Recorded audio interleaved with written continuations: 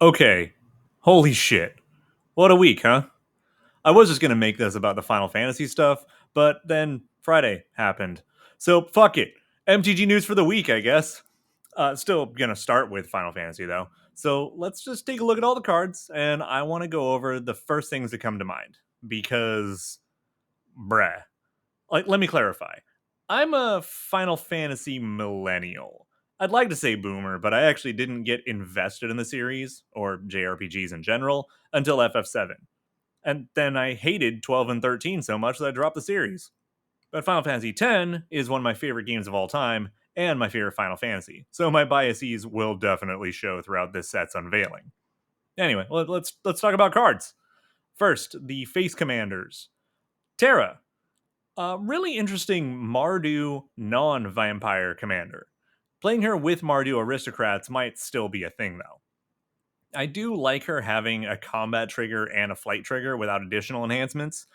The only thing is, these colors have to be a little more cognizant of building with self mill in mind than some of the other color combinations do. Might combine well with stuff like Underworld Breach and other black graveyard love. Plus, white black has a lot of interesting potential. Not my favorite, but definitely has sauce. Cloud, ex soldier. Naya, haste, equipment, diet, Marvel, secret layer. But my big selling point on him is actually his mercenary typing. It gives him access to all the Thunder Junction outlaw stuff. It's not busted, but he's got some potential. Tidus, Yuna's guardian. Bant proliferate, 3 for a 3/3, and isn't self localized on his own triggered ability. Phyrexian proliferate, shield, and trample counters. He could be a lot of fun, and at the relatively lower cost, is pretty likely to be completely valid. I also appreciate them saying in an interview posted on IGN that the counters and proliferate are meant to mimic using the sphere grid. I think that's a great use of flavor.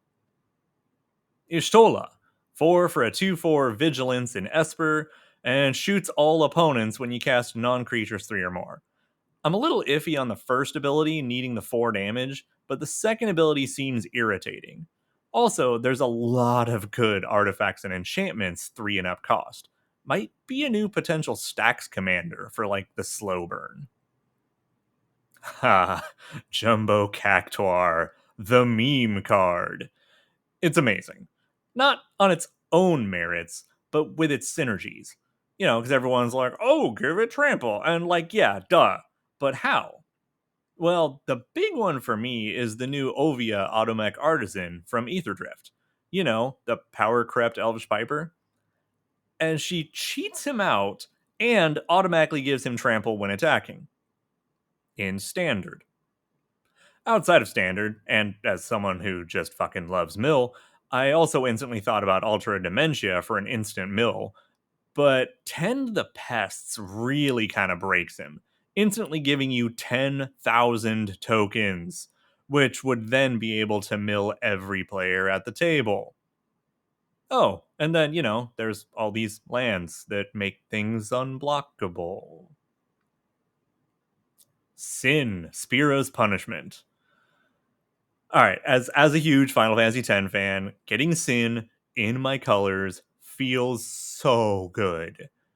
However, it feels a little too pricey to be played in Standard without cheating it out with Kona or Omniscience, while also not being inherently powerful enough to be crazy in Commander, or in general, really. Plus, random graveyard plays are super irritating. Like, you could theoretically do some weird scape shift landfall combo or selective memory into self mill, but you're working way, way too hard for something that doesn't instantly win. Look, I love it, but I feel like it kind of sucks. Tonberry! One drop that can't act until turn 3. Well, you know what? He is an uncommon, so I guess kind of whatever. It just feels like another creature that requires combos to make him work, or, have Solemnity on the board. But then you could just run a better creature instead. Pretty good limited draft card, though. Stiltskin Google Merchant, 1 for a 1/2 lifelink, is certainly a choice. His donate ability has some potential spice with Foundation's reprint of Demonic Pact, allowing it to be a white-black kit in Standard rather than the black-red, but Saz's Tokubo. Honestly, just a serviceable one-drop landfall pumper. Again, uncommon, nothing too super epic, but it's not trash. It's just fine. Might synergize well with Tidus, though. And honestly, there's a chance that they could just wind up in decks like that. Game alignment be damned. Garland. 2 for a 3/2, Rakdos, surveils whenever you cast a non-creature. And with enough mana becomes ludicrously, though awkwardly, persistent. I won't be surprised if he becomes a staple, just based on his stat line and the surveil ability. Graveyard recursion is wild gravy, though. Cecil. 1 for a 2/3 Death Touch. After that, he gets complicated. He deals damage, he hurts you, then he checks your life total to see if he's allowed to flip. I appreciate them saying it is based on your starting life total, so he doesn't accidentally get worse or better like some cards do. I think that he, combined with the last ride, might have some potential in Standard. On the other hand, his flip side, being white, does complicate his potential in Commander on top of the health check. Emmett Selsh. What? Okay. So he's 3 for a 2/4 in Dimir, has Vigilance, makes you draw and discard, filling your graveyard, and then, albeit conditionally, he flips into a walking Yawgmoth's Will. This card is already on my radar as most likely to be banned in a format, and otherwise just serves as an auto-include in any commander deck that can run him, until his eventual ban or at least game changer status. Mind you, in Commander, not only could he just be your commander, but you can also run him with Leyline of Anticipation, flashing him in before your turn to get the upkeep trigger. Or you could also run him with Obeka to have him flipped in the post-combat main phase. The only real question is what stupid shit you want to replay by having Will at any time. Oh yeah, and that reverse side is a 6/6 Vigilance. Side quest Catch a Fish. An enchantment that transforms into a land. It's pretty interesting. On its own, I'm not blown away, but it does intrigue me on what the other colors may get in this slot as a cycle. And what rare and mythic lands may be coming. The land's second mode, though, seems pretty valid. I don't know. Time will tell. Summon Shiva. Okay, so we have creature lands, an enchantment saga land, enchantment creatures. Now we have enchantment saga creatures. Conceptually, I think this is super, super cool. And they're really smart showing an uncommon as a tease because it's far too costly to see play in almost any environment other than limited and draft. However, a proliferate deck might make this funny, at least. For flavor, I understand why they didn't change the Saga Sacrifice clause, but mechanically, it definitely weakens the card a little bit. Rare or mythic summons, which will almost definitely include a Bahamut form, as well as Knights of the Round, those will probably be hilariously bonkers. Through the Ages. Oh, it seems like they just want to tap into the secondary market, as these two are highly desirable and pretty costly in some cases. Ancient Copper Dragon goes for about $75 at the time of writing. And while Yuriko isn't pricey, she is total bullshit and way overplayed. I'd imagine most of this sheet is going to be just pricey or desirable cards, kind of like just a twisted, fucked up special guest. Or, like the Godzilla guests in Ikoria if they actually panned out. I am curious who else will be relegated like this. Moving on, we got the starter kit. So, Sephiroth, Planet's Heir, We massacred Worm as a Dimir commander. Avatar typing is interesting, though. Cloud, planet's champion. Boros, Cloud, double strike, indestructible. Sheesh. On the other hand, fun fact, you know how Cloud's last name is Strife? So his name is Cloud Strife? Using synonyms, that means his name is basically just Fog of War. Obviously, Emmett is nuts. And Cactuar, while being a meme, is also actually pretty fire. But, let's look at some of the bad news here. All the marketing, all the interviews, they keep saying that it's the 16 mainline games. And that's it. If this is to be taken at face value, we lose a lot of things the fan base would want or could have been super cool. For example, how about a Riku card that starts as FF10 Riku, then conditionally flips to turn into FF10 2 Riku? Or, like Yuna Summoner flipping to Yuna Gunslinger. What about stuff from Dirge of Cerberus, Crisis Core, before Crisis? But really, worst of all, no Final Fantasy Tactics.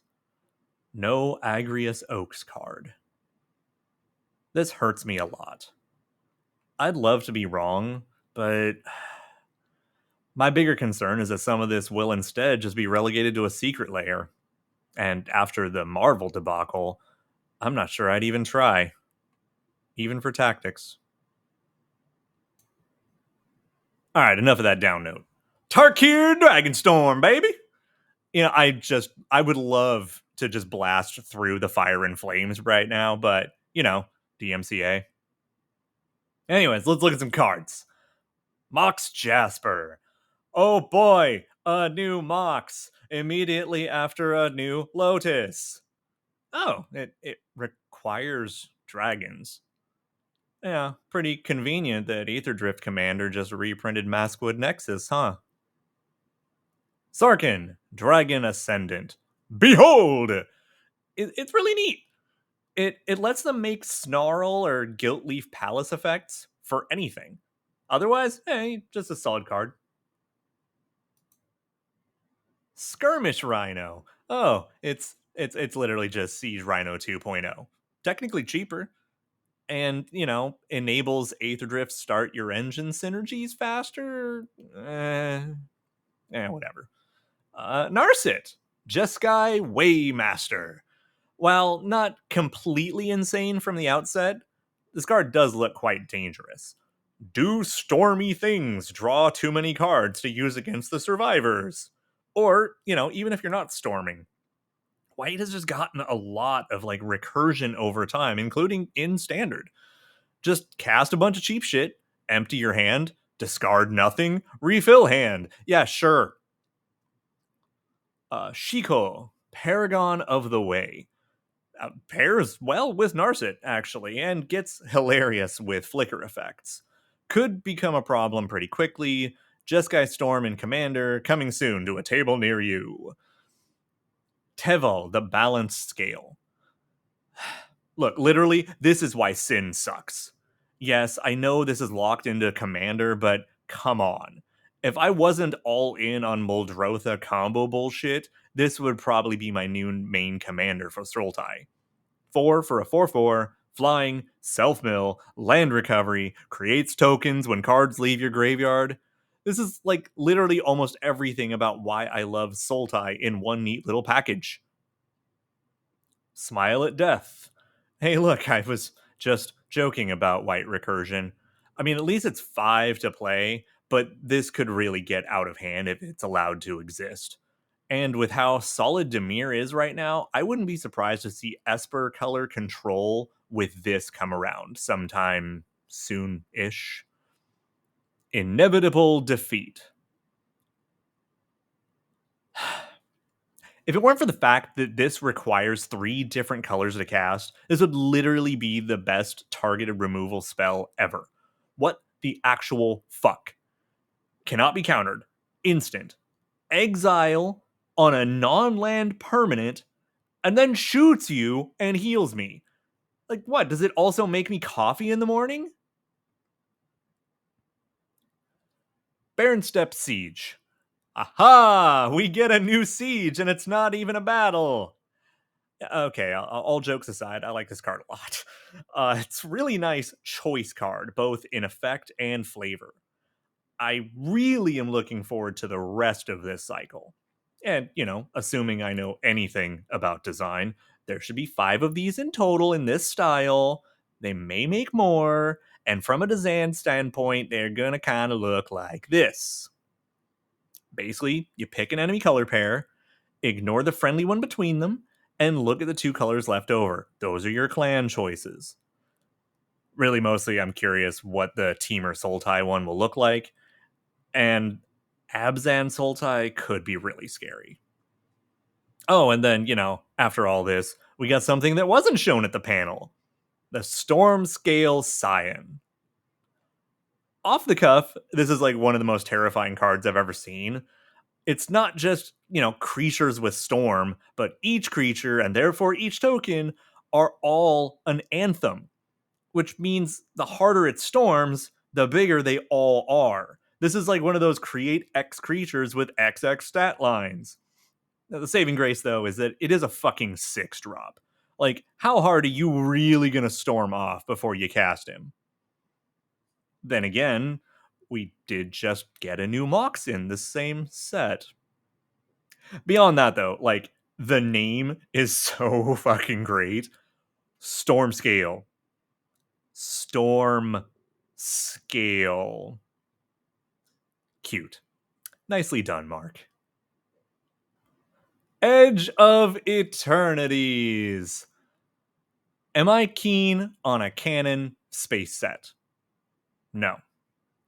Do I hope they make a new Space Bellerin joke? God, yes. Just not the same Space Bellerin. I don't want to deal with the signing sector shit. Now, about Edge of Eternities itself, I'm mostly getting vibes of, hey, you remember when Mass Effect was a beloved franchise? It's like that. It's an homage to a functionally dead sci-fi franchise. And honestly, just with what's shown, I I could go off on the homage pieces. We got like the Mass Effect relays. You have fucking Deep Space Nine over here on the box. There's a lot. Whatever. For this segment, I really only want to highlight 2 of the images they showed, since no actual cards were shown. This picture is super fucking rad, but mostly I just love the use of what appears to be a ferrofluid shield. Like, I don't care, that's dope. And then a new Tezzeret. Welcome back, jerk. But this leads me to a bit of a tinfoil hat status. Look, I want to be wrong. I want this to be my official stupid rant for the year, but I can't not think about it. But I will not be surprised if this set teases the return of Phyrexia already. And look, I fucking love Phyrexia. But all of Phyrexia rotates out of standard around when this set hits. And look, that ferrofluid could easily be perceived as Phyrexian oil. And yeah, that one might be a stretch. All right, cool. And Tezzeret's back after working to get a new body from Elish Norn and Jin Gataxius, and then working with Urabrask to end the invasion. Oh, and then one of the commander precons is proliferating machines. And do you know where Phyrexia is right now? It's phased out in place of Zalfir, which means it's outside of existence, or beyond the blind eternities. And for my final tinfoil hat idiocy, look, I know that is meant to look like a wormhole or like some event horizon type thing, maybe even just a planet with rings like Saturn, but with a small twist. Look, I'm not saying this is what's happening, but if this were to be the direction they're going and I were in charge, this is exactly how I'd tease it to make people speculate. And then if it happened, it has that the signs were there all along. But, let's just hope I'm overthinking it. I love Phyrexia, but let it take a bit longer of a nap, huh? But yeah, that's it for the week. I'm happy to see the Dragonstorm stuff. A few of the Final Fantasy teases have me chomping at the bit. The price tag, however, is really working hard to screw that one up. My final note. I am really concerned that Dragonstorm is going to underperform in the corporate speak sort of way. Just because Final Fantasy is going to be so desirable and is currently so fucking price gouged that I imagine a fair amount of people will buy less Dragonstorm to save their money for Final Fantasy. This issue, of course, is exacerbated by this new hyper aggressive release schedule. You know, the 6 standard sets in 1 year. Dragonstorm has 5 commander decks. Final Fantasy has 4. It literally doesn't matter how good Dragonstorm is. Final Fantasy is going to outsell the ever loving shit out of it. And I can't help but think that Dragonstorm might do worse than Aetherdrift did, just because of people's savings and timing. Time will tell, I guess. Well, until next time.